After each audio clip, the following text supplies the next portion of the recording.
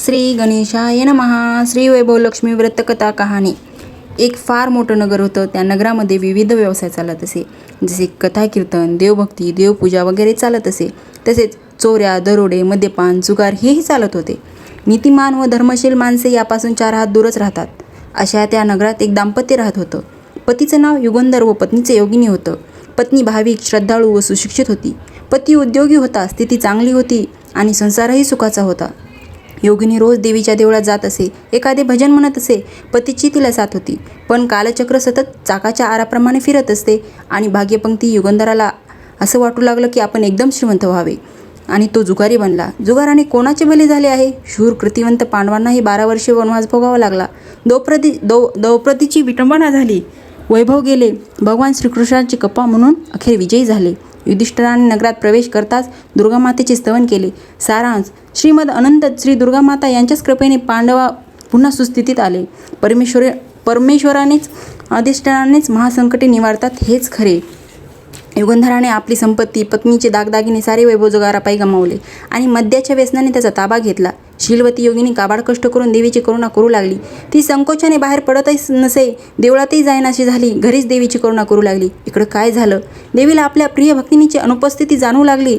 आपले अनन्य चिंतन करणारी, भजनांना आनंद देणारी योगिनी का बरे येत नाही? मला तिच्याकडे गेलंच पाहिजे. मग काय उशीर? देवीनं श्वेतवस्त्र परिधान केलं, वृद्ध स्त्रीचं रूप घेतलं आणि आली योगिनीच्या दारापाशी. दार बंद होतं. आत योगिनी अनन्य भावाने, कारुण्याने देवीचं चोवाळीत होती. वृद्ध स्त्रीने दार वाजविले. योगिनीने दार उघडलं. कोण हवंय आपल्याला आजीबाई?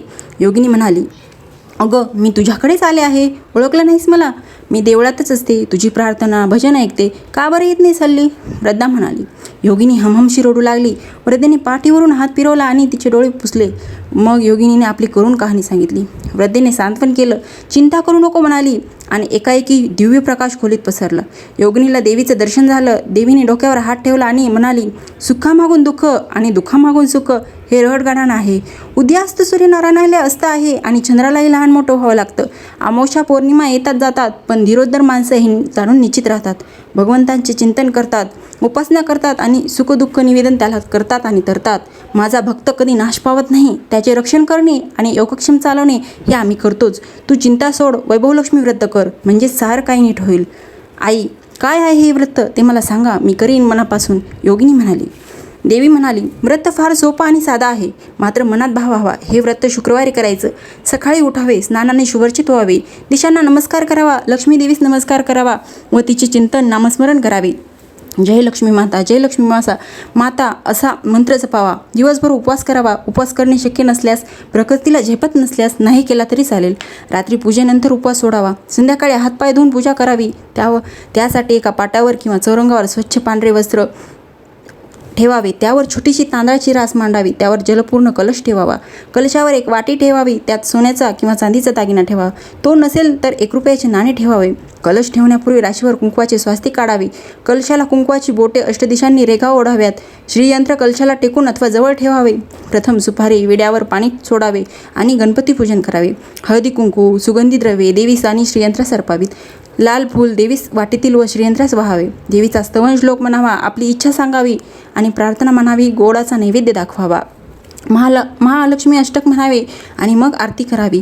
पूजाविधी सर्व आटोपल्यावर आपल्या संकल्पाप्रमाणे 11 किंवा 21 शुक्रवार असे पूजन करावे. शेवटच्या शुक्रवारी 5 किंवा 7 किंवा 11 सुवासिनींना पाचारण करावे. लक्ष्मी स्वरूप मानून त्यांचे पाय धुवावे. त्यांना कपाळी हळदी कुंकू, अक्षदा, प्रसाद द्यावा. तसेच व्रतकथेचे एक नवीन पुस्तक द्यावे. त्या दिवशी यथाशक्ती भोजन घालावे. देवीच्या नैवेद्यास खीर करावी. पूजाविधी आटोपल्यावर दागिने परत अंगावर घालावे अथवा जागच्या जागी ठेवून द्यावे. कलशातील पाणी तुळशीत विसर्जन करावे. तांदूळ पक्ष्यांना खायला ठेवावेत. या व्रताने ऐश्वर्य, संपत्ती, संतती, संकटे नाहीशी होतात.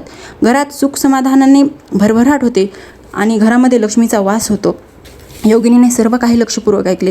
हे व्रत मी मनोभावे करील असे म्हणाली आणि योगिनी असे म्हणताच तथास्तु कल्याणमस्तु असे त्रिवार उच्चार देवी अंतर्धान पावली. तो तेजाचा प्रकाशही गेला, पण योगिनीच्या अंतःकरणात आशेचा व श्रद्धेचा प्रकाशदीप उजळला.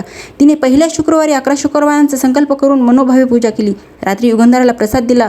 प्रसाद पोटात जाताच युगंधराला उपरती होऊ लागली आणि त्याने पश्चाताप व्यक्त केला. योगिनीचे व्रत सुरू होते. युगंधर आता काम करू लागला. दोघेही भरपूर कष्ट करू लागले. युगंधराचे मद्यपानाचे व्यसन सुटले. घरातील मतभेद संपले आपण पत्नीचे ओरबाडून घेतलेले दागिने त्याने सोडून आणले. 11व्या शुक्रवारी मोठ्या थाटाने व उल्हासित अंतकरणाने त्यांनी उद्यापन केले.